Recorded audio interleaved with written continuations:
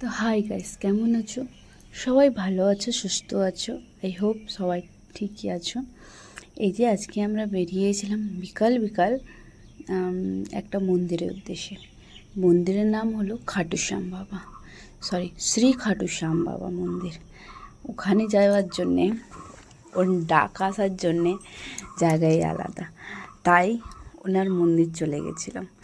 এইটা অনেক দিনের, কিন্তু আপলোড করছি, দেখতে পেয়েছি আচানক করে কি আমার রাখা আছে শ্রী শ্যাম বাবার মন্দিরটা, তাই ওখানে চলে গেছিলাম।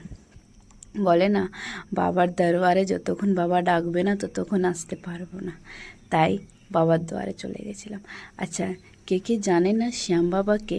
তো শ্যাম বাবা হলো যে কৃষ্ণজিকে নিজের মাথাটা দানে দিয়েছিল, সেটা গল্প আছে, একদিন আরামসে শোনাবো, শুনবেন মন দিয়ে, সত্যি আপনাদেরকে ভালো লাগে। বলে না, কলিযুগে যখন সব শেষ হয়ে যাবে তখন কৃষ্ণজি বলেছিল কি খাটু শ্যাম বাবার নাম সব সময় থাকবে। তাই খাটু শ্যাম বাবা সবার দুঃখ কষ্ট সব নিয়ে নেয়। তাই মন্দিরে গিয়ে একটু শান্তি পেয়েছিলাম। তার জন্যেই মন্দিরের পাশেই দেখলাম তুলসী মায়ের পুজো হয়েছিল। ওখান থেকে বেরিয়ে একটু অনেকক্ষণ বসেছিলাম, বসে বেরিয়ে আমাদের একটু আগে যাওয়ার পরে মেলা লেগেছিল। মেলা বলতে শুধুই মেলা না, এটা মাতা মায়ের পুজো, মাতা মায়ের নরূপের পুজো। তার জন্যই এখানে বেশ ভালোখানেই, সব জায়গায় হয় কিন্তু এখানে একটু ভালো করে হয়। তাই পুরো সাজগুজ রেডি ছিল, এত সুন্দর দেখাচ্ছিল, লাইটের যে অভিজ্ঞতা দারুণ লাগছিল। আর মায়ের মুখটা বানিয়েছে, দেখতে পাচ্ছেন লাইট দিয়ে, এতই সুন্দর ছিল, এতই সুন্দর।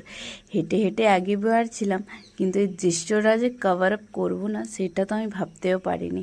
আমি ভাবলাম সব কিছু ছেড়ে টেড়ে হাঁটবো, কিন্তু চোখটা সরছেই না, এত সুন্দর দেখতে লাগছিল। দেখতে পাচ্ছেন এক লাইন দিয়ে সবাই, সব গাড়ি আছে, লাইটগুলো এরকম লাইট সব জায়গায় পাওয়া যায় না বা সব জায়গায় দেখা যায় না। এটা আলাদা আলাদা এক একটা থাকে, ওখান থেকেই আনা হয়, কিন্তু লাইটটা সত্যিই খুবই সুন্দর। ওখান থেকে বেরিয়ে বেরিয়ে একটুটা জিনিস বাইরে বাইরে বসেছিল, সেটা দেখছিলাম। তারপরে মন্দিরের উদ্দেশ্যে বেরিয়ে গেছিলাম। মন্দিরের উদ্দেশ্যে বেরানোই আগে দেখছিলাম অনেকগুলো মেলা লেগেছে, কিন্তু আর আমি মেলা ঘুরিনি বলতে শুধু তো ওদিনকে উপোস ছিলাম, তাই ভাবলাম আগে মায়ের দর্শনটা করে নিই, তারপরে মেলা ঘুরবো। তার জন্যই চলে গেছিলাম একটু এখানে ওখানে দেখতে দেখতে, প্রায় মায়ের মন্দিরের উদ্দেশ্যে। এই যে যাচ্ছি মায়ের মন্দিরে, দেখতেই পাচ্ছেন, এই দেখুন। কিন্তু মেলাও বেশ ভালোই হয়েছিল, এরকম না কি ছোটোখাটো, বেশ ভালো হয়েছিল। মা ওখান থেকে ঢুকে গেল মন্দির, আমি বললাম একটু মন্দিরটা দেখিয়ে দিই, তার জন্যে মন্দিরটা একটু এই সাইডে হয়ে আমি মন্দিরটা দেখালাম। মন্দিরটা দেখতে পাচ্ছেন, দৃশ্যটা কতটা সুন্দর মন্দির, এটা মায়ের মন্দিরটা, তার জন্যে এবারে আমাদের মায়ের দেখা পালা। এই যে মাকে কাঁচা হলুদ দিয়ে বানিয়েছে, কেউ বলতে পারবে? হাতের কাজ, গুণ, চোখ, মায়ের মুখটা যেরকম কথা বলছে, মায়ের চোখটা মানে কাউকে তাকিয়ে আছে, এত সুন্দর মায়ের রূপ। আর মায়ের আর মাকে বেলি ফুলটা যে এতই পছন্দ, মায়ের সুগন্ধ সবসময় থাকতে পারে। তাই মায়ের ওখান থেকে বেরিয়ে আমরা এসে গেছিলাম মায়ের দরবানের কাছে, সেইটা মায়ের সব জায়গায় ফেরা দেয়।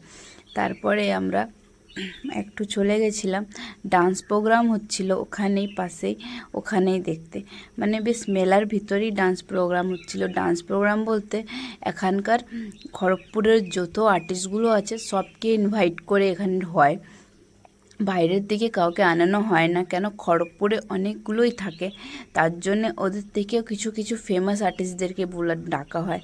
হ্যাঁ, এরকম হয় না কি বাইরের আর্টিস্টগুলো ডাকা হয় না, কিন্তু বাইরেরগুলো সেলিব্রিটি ডাকা হয়, আর আর্টিস্ট সব খড়গপুরেরই থাকে। তারপরে ইনি যে আছে সে আবার ডাকছিল অন্য কাউকে, তাই আমরা একটু বসে বসে ওখানে শুনছিলাম।